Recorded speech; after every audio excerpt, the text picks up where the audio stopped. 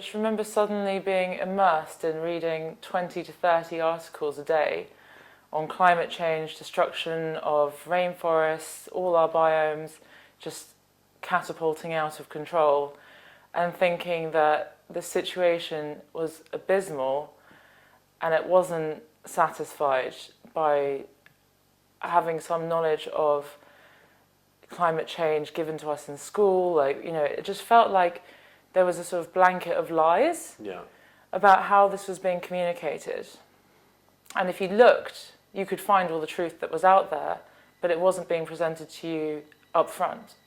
So, yeah, the first thing I did go to was the Green Party event in Southwark, and I started being quite active with them, if they still remember me there. And I really just tried to say, like, oh, let's make huge events. Let's have assemblies where we all get everyone talking about this.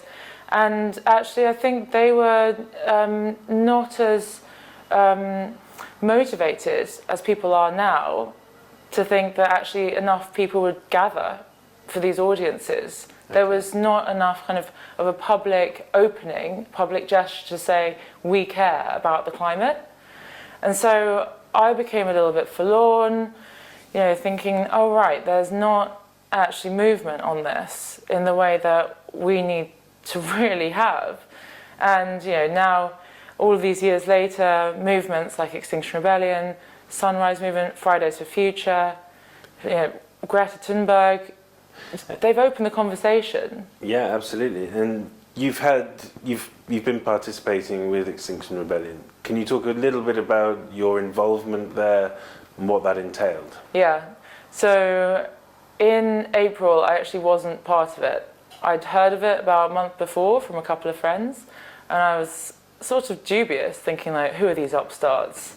You know, are they going to ruin everything? They just sound like, oh, they're probably some people that just think they know better than everyone else, and they're really going to destroy the environmental movement, not that there's much of it, because they're going to get everyone really something off with it. Yeah.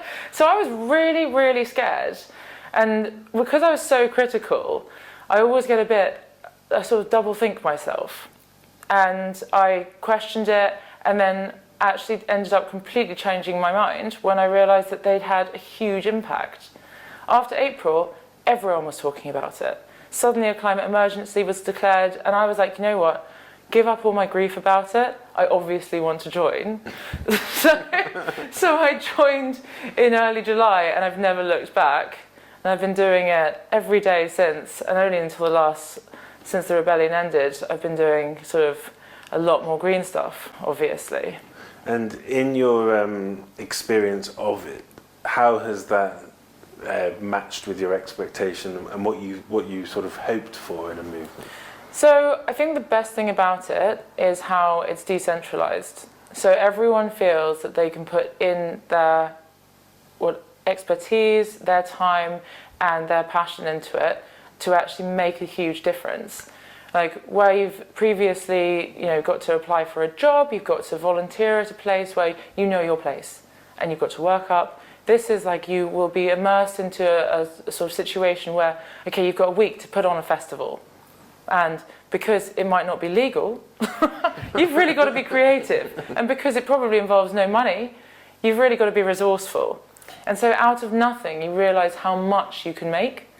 And that empowers you to know that actually each individual truly can make a difference, as cheesy as that sounds. Yeah. You know, Greta's told us this. Everyone has been saying that each person constitutes society, and each person can form and reform society.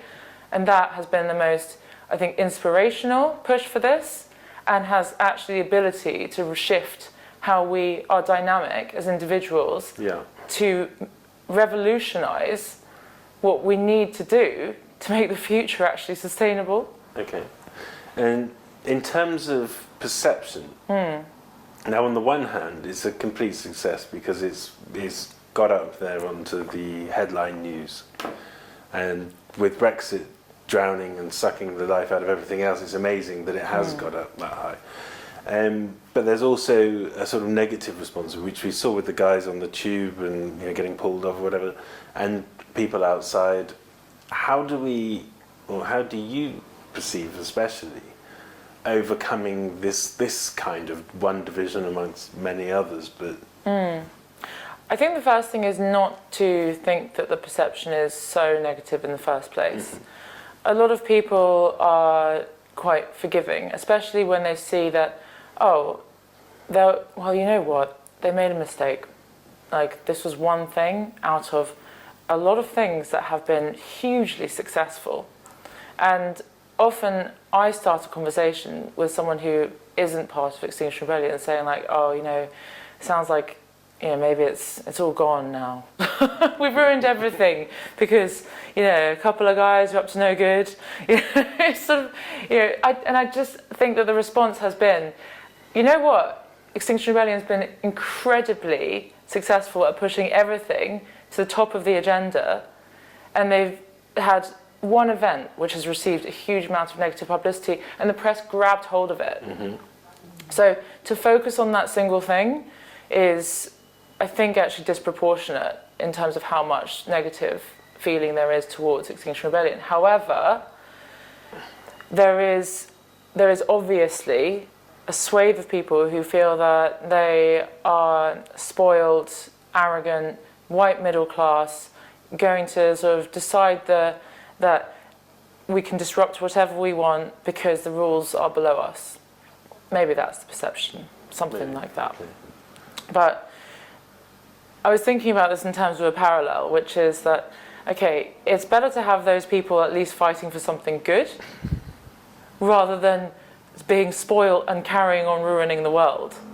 Like, you know, if you had a man who was fighting for feminist women's rights back in the suffragette days, like if there were no suffragettes, no women could speak up, and you had this solo man saying like, I want to fight for women's rights.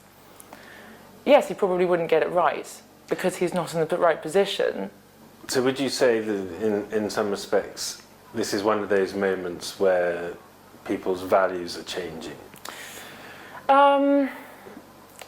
I think people's values have changed already. They are sort of saying that we don't need to have as much if it comes at such a cost. People know how to sort of say no to plastic bags. They are more conscious of things, even in a jokey way, like, oh, let's not have a plastic straw, okay? But even though there's a sort of a shift, and I think this is quite ubiquitous, that everyone is now fully aware that the environment needs to be looked after. The value then needs to be shifted into action. Yeah. And we can't just say we care, but what are you going to do about it? We need to say, I care, and I will convince other people to care. I will change habits in my workplace. I will change habits in my family. And this is not about lifestyle. This is about everyone caring, but also thinking that they can influence wider change, create system change. Yes. Okay, and this is very much what my next question is around, really. This started out to get people's attention, to get onto the news cycle, and it's coupled with tangible impacts of climate change now, like right this second, in lots of places around the world. People can see it, they can feel it, there's a movement talking about it. What next? What's good? Well, how do we go beyond the placard, beyond the protest? Well, the great thing about this is it's brought people together.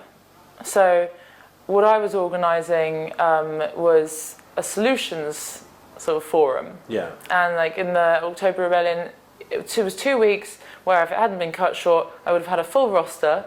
I had a good solid week's roster of putting together a load of speakers, a load of experts in all these different fields. And right now, these people now have a hub. They have ways in which to to implement the solutions that are out there. And so we can now put forward change. We can say we want a real citizens' assembly.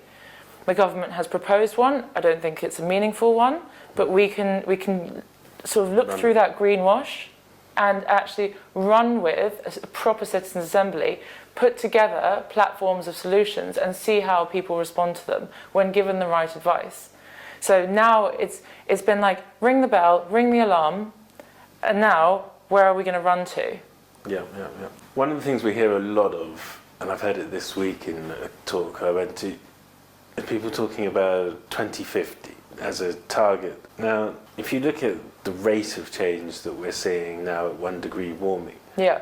and we're saying, well, we're gonna phase out emissions by 2050.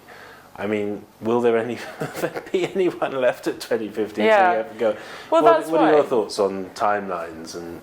So the funny thing about having a net zero target is that it means very different things according to what number, what date is given at the end of that net zero.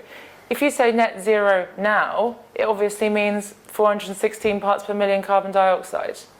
Now, if you say net zero next year, it means whatever that cut-off date, or that particular number is. And if you say net zero 2050, it means almost nothing because we don't know the rate of exponential change. It might not be linear. We may have catastrophic methane events. We don't know what that is. So the sooner we say net zero date pulled to the nearest date as possible, then we have a tighter control over what it might be that we're going to see.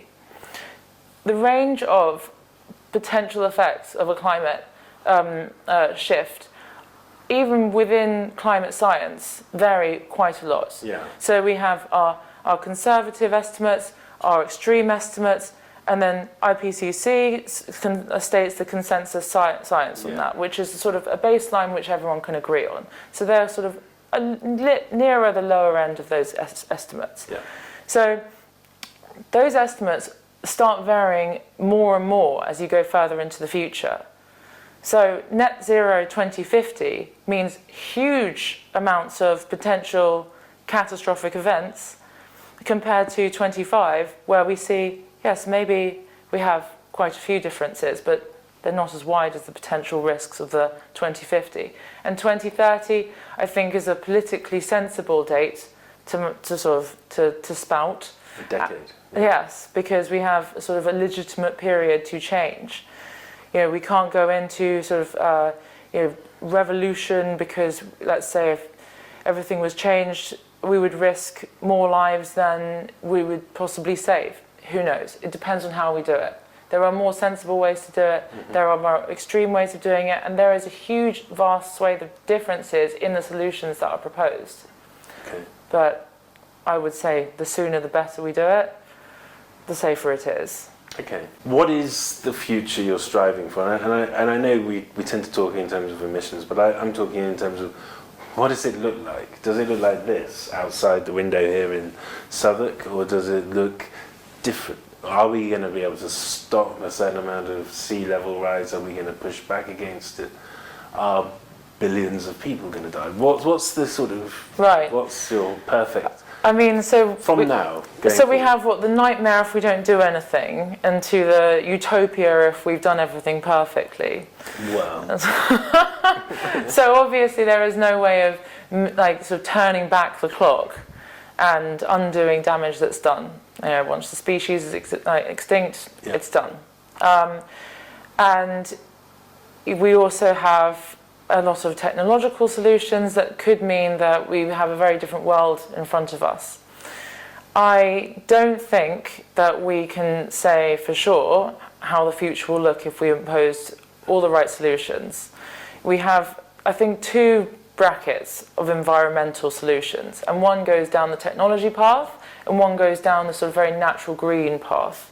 Yeah, and I think we probably have to meet somewhere in the middle.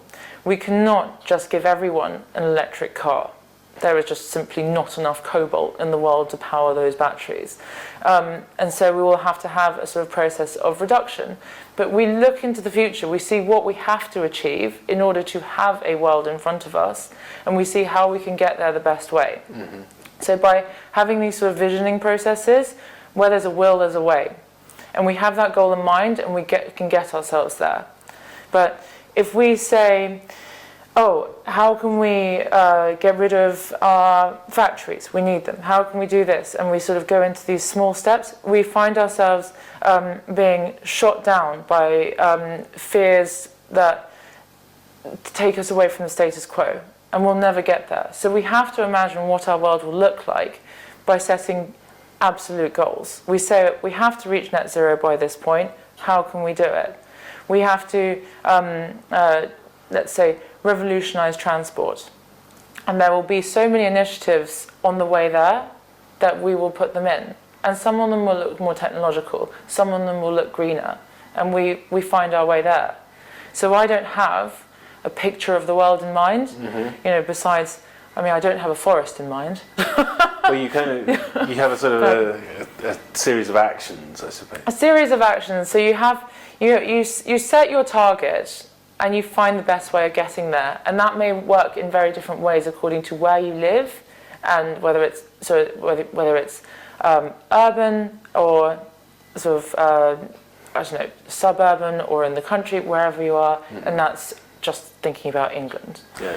And then you say, of those places, how can we reduce things like car transport? How can we make things into sustainable resources and use sustainable energy? How can we improve things like education? How to make people more aware, empowered, and think of jobs and careers that will allow people to work within a system rather than sort of going for the highest paying job or the one that sort of provides the most status. We need to change our ways of thinking. And when I say lifestyle change, it's not putting the onus on the person, it's to put the onus on society, that then government and society need to feed into each other to sort of put the correct amount of pressure to make this sort of stuff happen. Yeah. And like, I think the biggest shift I would like to see is that we need to think of ourselves as being within a world that humans cannot totally control. There are factors that will always take us out of our realm of control. The climate has shown us out on this one. Yeah. We are not wielders of nature. We are within nature. And the sooner we realise that we've got to work in it rather than against it, Yeah. the sooner we can actually carry on living.